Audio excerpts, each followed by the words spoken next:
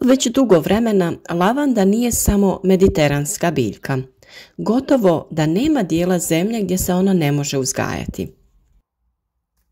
Više manje njen uzgoj je moguć svugdje, a u ovom videu pokazati ćemo kako se lavanda jednostavno i učinkovito može razmnožiti. Na našem kanalu imate mnoštvo savjeta o uzgoju i razmnožavanju različitih biljaka, pa ga svakako zapratite i svaki dan otkrite nešto novo u našim video savjetima. Vegetativno razmnožavanje lavande najbolje je započeti sredinom ili krajem ljeta sa poludrvenastim reznicama. To možemo uraditi i u drugom vremenskom periodu, ali treba pripremiti potrebne uslove. Za vegetativno razmnožavanje lavande na ovaj način reznice se uzimaju sa zdravih matičnih biljaka. Dužina reznice ne bi smjela biti veća od 15 cm, a mi ćemo uzeti reznice oko 10 cm duge. Kao što vidite, reznice uzimamo sa vrha biljke na način da ih jednostavno režemo voćarskim makazama. Nakon što smo narezali veći broj reznica, pristupiti ćemo i sadnji. Kao mediteranski trajni grm, lavanda ne bi trebala nedostajati ni u jednom vrtu. Iako skromnih zahtjeva, bogato i dugo cvate uz prekrasan miris, te vrtu daje onu posebnu živost jer privlači mnogobrojne leptire, bumbare i pčele. Koristimo je kao samostalni grm u skupinama ili za ukrasne živice. Sadnice lavande kao i odrasle biljke trebaju otvoreni sunčani položaj. Ne vole sjenovita mjesta, pa neće dobro rasti u neposrednoj blizini većeg grma ili ispod drveta. Vrlo je otporna na hladnoću i sušu, a nije ni posebno zahtjevna prema vrsti tla. Važno je da je zemlja odsjedita i da nije kisela. Lavanda cvijeta 2 puta godišnje. Prvi put bogatije krajem proljeća i početkom ljeta, te drugi put slabije krajem jeseni. Lavanda je lijepa u velikim kamenjarima gdje ih možemo saditi pojedinačno, pa podsjećaju na svoja prirodna staništa. Izvrsna je i biljka pozadine i dobro se kombinira sa trajnicama i cvjetnicama jačih boja zbog tog kontrasta boja. Prekrasno izgleda i u kombinaciji sa ružama ili zasađene u velike glinene tegle. Supstrat u koji ćemo staviti naše reznice treba biti propustan i prozračan, a to znači da se u njemu ne smije zadržavati velika vlažnost, a pored toga treba imati mogućnost da zadrži određenu količinu vlage u sebi. U ovom dijelu ćemo koristiti supstrat za proizvodnju rasada, a da bi postigli prozračnost i mogućnost zadržavanja vlage, u supstrat ćemo pomiješati i perlit. Već smo više puta spominjali perlit. To je prirodni materijal koji u sebe sprema vlagu i po potrebi je otpušta natrag biljci. Mi ćemo supstrat staviti u PVC ili stiropol kontejnere, namijenjene ukorijenjavanju reznica ili u sanduke ili gredice smještene u zaštićenom prostoru. Pored toga može se koristiti i klijalište za ukorijenjavanje reznica. Listovi sa donjeg dijela se uklone i tako pripremljena reznica može se tretirati sa hormonom za ukorijenjavanje. Postupak je taj da donji dio reznice sa kojeg smo skinuli listove prvo umočimo u vodu, te onda tretiramo hormonom. Koristit ćemo hormon za ukorijenjavanje koji dolazi u praškastom obliku. Različiti proizvođači imaju različite nazive za ovaj hormon, a može se nabaviti u svim agrocentrima ili poljoprivrednim trgovinama. Kao zamjena za korijen za ukorijenjavanje može se koristiti cimet u prahu, može se koristiti med, te se može koristiti čaj od vrbe. O svemu tome imate posebne video savjete na našem kanalu, pa ih potražite.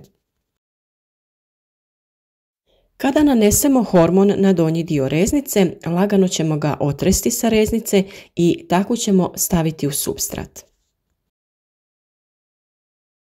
Reznice se pikiraju gusto jedna do druge na razmak od 3 do 4 cm, ukoliko se koriste sanduci, gredice ili klijališta. Idealna temperatura za ukorjenjavanje reznica je od 20 do 25 stepeni Celzijusa. Kod razmnožavanja biljaka pomoću reznica potrebno je obratiti pažnju na transpiraciju. Transpiracija je naime proces gubitka vlažnosti biljke kroz list i ostale dijelove same biljke. Samo 1% vlage koju biljka upije putem korijenovog sistema iskoristi se za razvoj same biljke, a većina te vlage iz biljke izlazi preko lista. Upravo iz tog razloga ćemo naše reznice povremeno orošavati vodom. Prekrivanjem kontejnera PVC folijom ili agrilom djelimično rješavamo problem isparavanja vlage, ali tada se javlja problem sa viškom vlage u zraku. Nije dobro da je biljka u takvim uslovima cijelo vrijeme, pa je potrebno povremeno maknuti foliju ili agril da bi se prostor prozračio. To je potrebno raditi sve dok se biljke ne ukorijene. Trajanje ukorjenjavanja reznica ovisi o vremenskim uslovima, a to može trajati oko 2 mjeseca. Nakon što smo popunili čitav kontejner reznicama, sve ćemo zaliti vodom. Zbog očuvanja temperature i vlage zraka, kontejner se može pokriti već pomenutom PVC folijom ili agrilom. Nakon što se reznice ukorijene, potrebno je iste presaditi u zasebne posude prikladne veličine. U takvim uslovima biljke treba razvijati još nekoliko mjeseci, a nakon toga one su spremne za sadnju na otvoreno ili u neke posude gdje ih već planirate posaditi. Osunčan, prozračan položaj uz blagi nagib tla odličan je odabir za sadnju i dugotrajniji uzgoj lavande u vrtu. Tlo treba prije sadnje biti dobro obrađeno, prekopano barem 30 cm, isušeno i dovoljno mekano. Dodavanje oštrog pijeska ili istrunulog komposta kod težih tla dati će biljci dobar start za rast. Sadite vaše biljke tako da imaju dovoljno zraka oko sebe kada narastu i razviju cvjetove. Nakon sadnje važno je pravilno orezivati biljke 2 puta godišnje, nakon svakog cvjetanja. Bez redovitog orezivanja lavanda prerano ostari i iz godine u godinu raste sve neuglednije. Dobar savjet je i to da je vrlo važno razlikovati pravu lavandu i onu hibridnu. Prava lavanda je grm koji je manje visine i prečnika, te su joj cvjetne grane znatno kraće nego kod hibridne lavande. Listovi prave lavande su sivo-zelene boje, nasuprotni uski, cjelovite ivice. Dugi su 3 do 5 cm, a široki od 2 do 5 mm. Naličje listova prave lavande je obraslo sitnim dlačicama. Listovi hibridne lavande su sa druge strane jako zeleni, slabo dlakavi te nešto duži, 5 do 7 cm, i široki su od 8 mm do 1 cm. Prava lavanda obično cvjeta je u junu, a hibridna nešto kasnije. Blagotvorna i umirujuća svojstva ulja lavande pozitivno djeluju na psihu te nepovoljna stanja poput nesanice, napetosti, stresa, depresije i anksioznosti.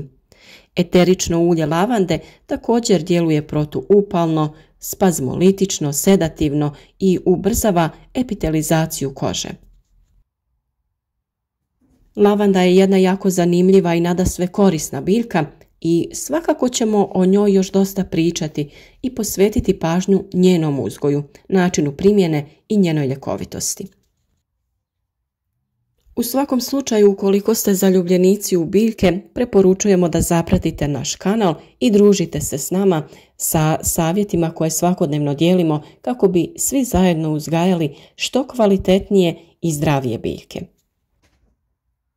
Ukoliko nas želite podržati, podijelite ovaj video sa vašim prijateljima na društvenim mrežama kako bi što više ljudi vidjelo naše savjete. Ostavite neki like i naravno družite se s nama i u komentarima ostavljajući možda neke vaše dojmove, pišite kako vi uzgajate određene biljke ili postavite bilo koje pitanje koje u nekom od videa nismo dovoljno objasnili.